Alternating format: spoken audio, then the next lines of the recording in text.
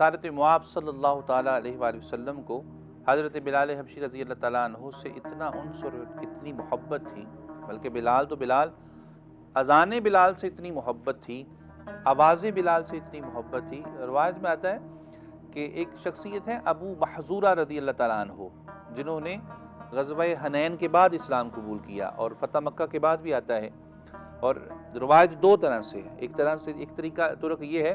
کہ جب بلال حبشی بیت اللہ شریف یعنی خانہ کعبہ کے اوپر چڑھ کے اذان دینے لگے، یہ بھی سعادت حاصل ہے حضرت بلال حبشی رضی اللہ تعالیٰ عنہ کے، کہ آپ رضی اللہ تعالیٰ عنہ جب فتح مکہ ہوا تو حضور سید عالم علیہ السلام نے ارشاد فرمایا، بلال آج میرا دل کرتا ہے کہ تو کعبہ شریفہ کے اوپر چڑھ کے اذان دے۔ اور عاشقوں نے لکھا ہے کہ جب بلال حبشی رضی اللہ تعالیٰ عنہ کعبہ شریف کی طرف اوپر چڑھے نا، تو عرض کی سونا جب پہلے اذان دیتا تو اپنا چہرہ کعبہ شریف کی طرف کرتا تھا، آج کعبے کے اوپر ہوں، آج کدھر چہرہ کروں؟ تو آپ رسالت مآب علیہ السلام سے فرمایا، بلال جدھر تیرا دل کرتا ہے آج چہرہ ادھر کر لے۔ تو راوی نے لکھا ہے کہ حضرت بلال حبشی نے اپنا رخ مصطفیٰ کی طرف کر لیا، یعنی کہ بلال نے کائنات کو بتا دیا کہ بے شک ساری کائنات کا کعبہ یہ ہے اور میرا کعبہ حضور کی ذات ہے۔ تو سارے محترم، حضرت ابو محذورہ، ایک روایت میں یہ کہ مقام حنین سے واپسی پر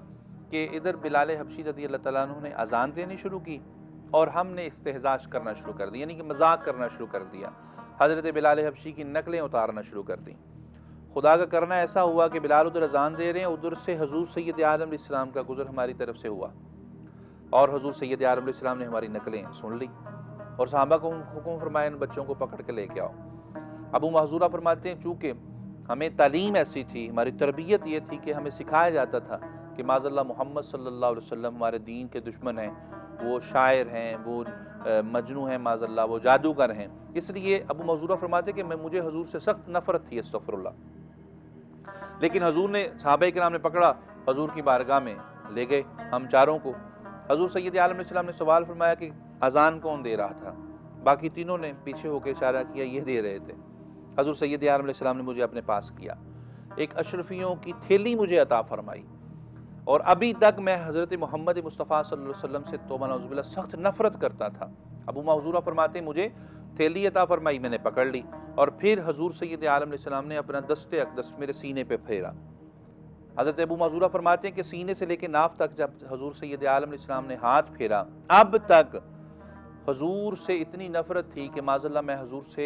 حضور سے زیادہ کسی کو مکروہ نہیں سمجھتا تھا، لیکن جیسے ہی دست رسالت میرے سینے پہ آیا تو میرے دل میں حضور کی اتنی عزت ہو گئی کہ گویا میں اس سے زیادہ کبھی کسی کی عزت کرتا ہی نہ تھا۔ ابو محذورہ فرماتے ہیں کہ پھر حضور علیہ الصلوۃ والسلام نے مجھے انعام عطا فرما کے میرے سینے پہ ہاتھ پھیرا اور مجھے فرمایا پھر اذان دو۔ ابو محذورہ فرماتے ہیں میں نے پھر اسی طرح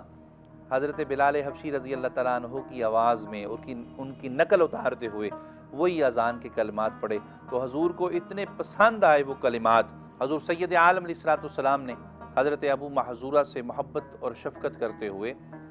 ایک اشرفیوں کی تھیلی عطا فرمائی، اور روایت میں آتا ہے کہ پھر وقت گزرا، حضور سید عالم، چونکہ یہ فتح مکہ کے بعد کا واقعہ ہے، تو حضور سید عالم علیہ السلام نے حضرت ابو محذورہ رضی اللہ تعالیٰ عنہ کی ذات اقدس کو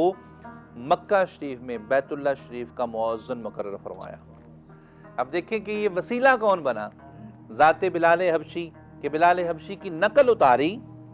اور حضور کو وہ نقل اتنی پسند آئی، حضور نے وہ نقل سنی بھی اور پھر انعام بھی عطا فرمایا، ایمان بھی عطا فرمایا، اور پھر ایمان عطا فرمانے کے بعد مکہ شریفہ بیت اللہ شریف کا مؤذن مقرر فرما دیا حضرت ابو محذورہ۔ اور روایت میں آتا ہے کہ وصال مصطفیٰ صلی اللہ علیہ وسلم کے بعد جب حضرت بلال حبشی رضی اللہ تعالیٰ عنہ نے اذان چھوڑی تھی، مدینہ شریف سے نکل کے آپ حلب چلے گئے، تو اس وقت بعد حضرت بلال کے حضرت ابو محذورہ رضی اللہ تعالیٰ عنہ کی ذات اقدس مدینہ شریف مسجد نبوی شریف کے مؤذن مقرر ہوئے۔ یہ ہے عشق حضرت بلال حبشی، اور یہ ہے حضرت بلال حبشی کی قدر و قیمت حضور سید عالم اسلام کی نگاہ قدرت میں۔